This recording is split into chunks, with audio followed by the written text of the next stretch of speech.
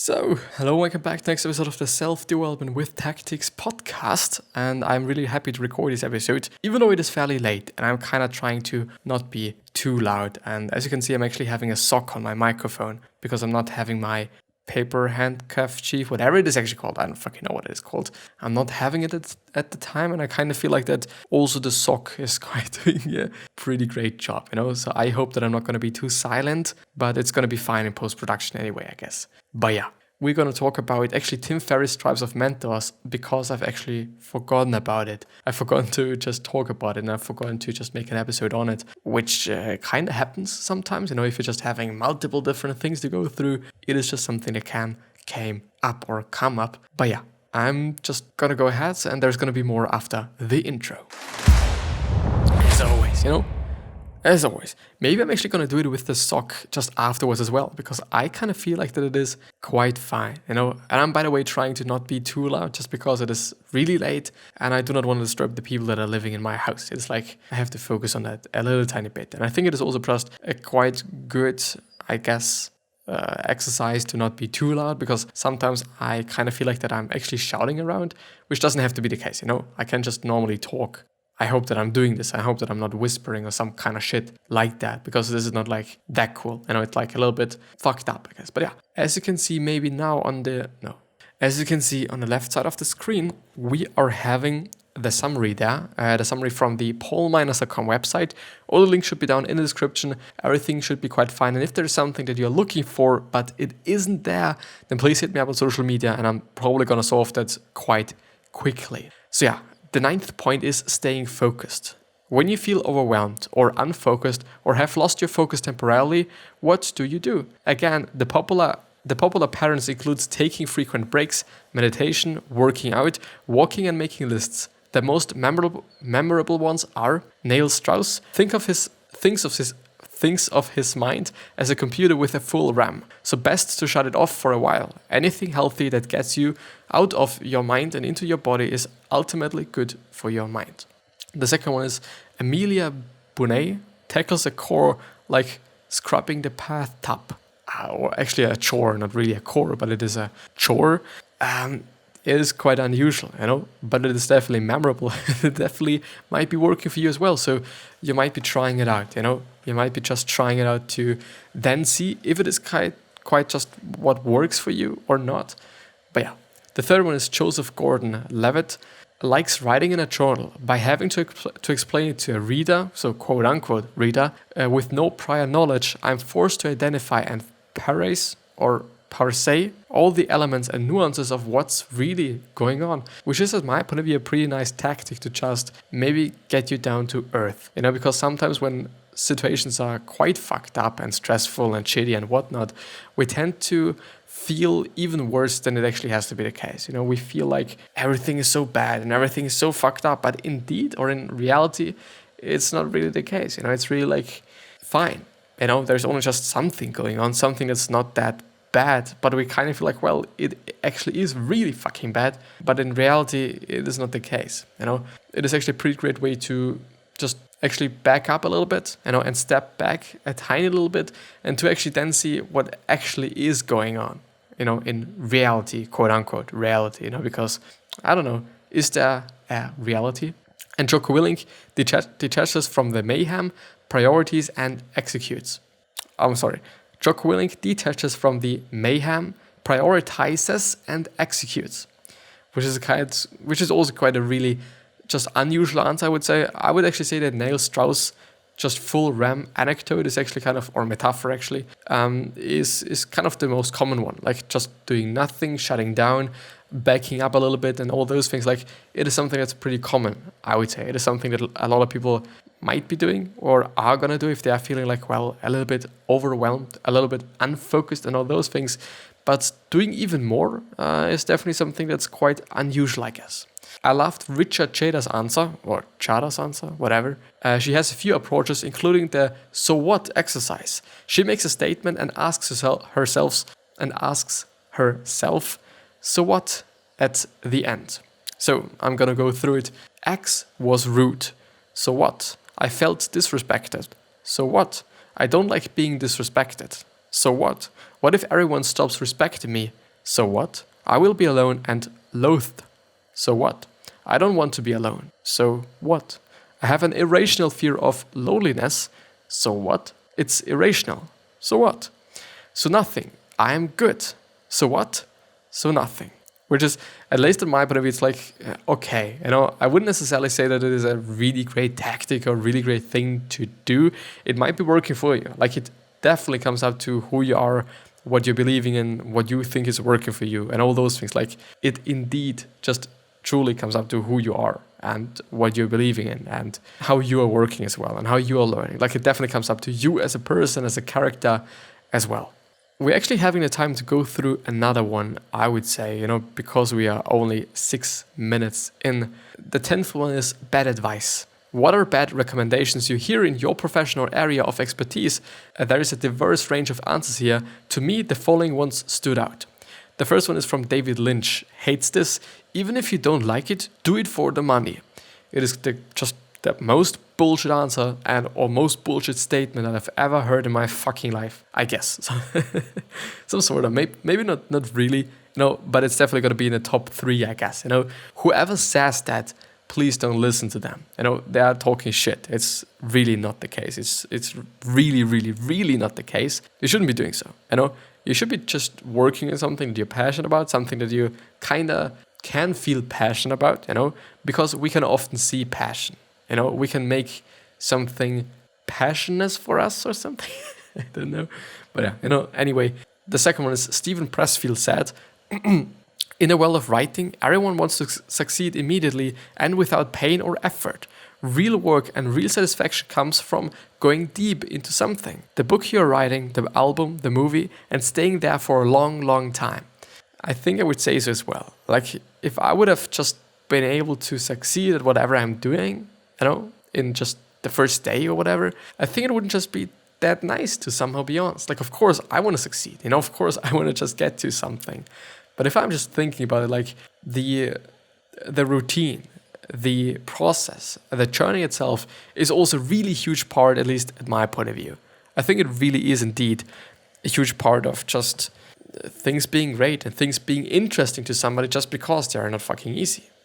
Just because it is not easy, to sit there every single day and do it and whatnot. The third one, Marie Forleo, who is actually having a pretty great website, if I'm remembering that correctly, but I'm not quite sure about that, outlines that a big mistake people make when building an online following is trying to be everywhere at once. They generate a ton of mediocre content to fill up a seemingly endless number of social feeds, which leads to dismal results, and which is probably going to just lead to nothing. Because we're not going to be able to make something for everyone. It's not going to work out. Making something for a particular group of people is going to be the key, basically. But the thing there is, which is something that I'm actually having to work on and that I'm still working on, is having a solution for a problem, not having a problem for a solution, basically. Which means, like, you should be knowing people that are in need of something, quite. And you shouldn't be doing it my way, starting something and then looking out for some people that are in need of something. Like, of course, you can do it in both ways, but the first one is it's gonna be way better. It's also gonna be way, quote unquote, easier. It's not gonna be easy, it's gonna be better, and it's gotta be better as well. The fourth one is from Ben Stiller. Thinks that people are too obsessed with trying to figure out and emulating what's hot. Ultimately, you need to develop your own voice as a filmmaker or even as an actor, and it takes time. The fifth one is from Soman Chenani. Has the unpopular opinion that as artists should get a part-time job. If art is your sole source of income, then there's unrelenting pressure on that art. Of course it is, it's gotta be, and it's not gonna be something that's pretty beautiful, I guess. Having another stream of income drains the pressure on your creative engine. The sixth one is Lewis Kentley believes the worst recommendation is to keep your ideas and data secret until you have them on an academic paper. Multiple scientists with different expertise can collaborate and get to the right answer much faster than a single scientist on his own or on her own. And the seventh and last one is, for Jason Fright, the worst advice is to raise capital to launch a software service business. Instead, he suggests that you bootstrap. As in life, we form businesses As in life, we form business from habits early on. If you raise money, you'll get good at spending money. If you bootstrap, you'll be forced to get good at making money and also just dealing with money, I would say. And I would definitely just agree to that. I would definitely agree that just using your own money and not just raising money, because it's literally going to make you a good spender of money. But is it going to make you a good just maker of money? Probably not, because it is nothing that's too essential for you. You're having an income stream of money. It's from investors. Of course, you're going to burn a fucking lot of money. Are these investors going to just sustain you for longer periods of time? Probably not, just because they also do not want to lose their money just in a blink, basically. Nobody wants to do that, and nobody wants to have that as well. So definitely a few really, really great things that are here now. But like it's actually pretty difficult, Should I be going through, like, I'm totally going to finish up with this one, but just as I'm thinking about it, what is better, the book summary or the other book summary from Seneca, because it is totally interesting, and I'm actually kind of missing that out just on saying it in the episode itself, actually. It is just really interesting to see that those concepts that have been relevant just, 2,000 years ago, or whatever it might actually be, I'm not quite sure about that they're still relevant, and that it is still the case that we are comparing ourselves to other people, that we are doing shit like that. Like, it is fucked up, and it is really strange. It really is, that things that have been something that you're actually kind of talking about with other people, or whatever you might be doing it, or you might be doing with it, it is such an interesting thing that it still matters nowadays, that we're still comparing ourselves to other people. It might be kind of the reason or one reason might be that, like, just realizing that is something that I wouldn't necessarily say that it is only something that's a certain group of people realize. Of course, it's not going to be realized by everyone. I don't expect that to happen, but I kind of feel like that a lot of people are noticing this, especially nowadays. But I'm not quite sure if everyone implements it. And I'm also not quite sure if, like, especially Stoicism, like, there's so many different things and so many different ideas that I'm just truly having to say, like, it is the case. And I think it is a cool thing. And I think it does make sense to do, like they're saying, especially also, like, just giving a fuck about other people's opinions, They have also been talking about that. Like, a lot of things that they're talking about are truly essential, at least in my point of view, for quote-unquote success. I just actually do not really like to talk about it, since, like, what is success? It heavily depends on how you're thinking about it and all those things. But still, it is so interesting that it mattered back in the days. And it is still actually really interesting, as I've actually been beginning to talk about, that not a lot of people just know everything just on that. It might be the case that only a certain amount of people know about it or know about the concepts, which might be like maybe people in higher positions, that have experienced it, that have read books, that have just needed, or that were actually in need of the information there. It could actually be the case. I'm actually thinking about, like, okay, here's the CEO of a company and he has a certain knowledge, and then he gives the certain knowledge to his children. And chances are that these children are also going to be quite successful, also in terms of making money and sustaining money, just because it has been a part of their life.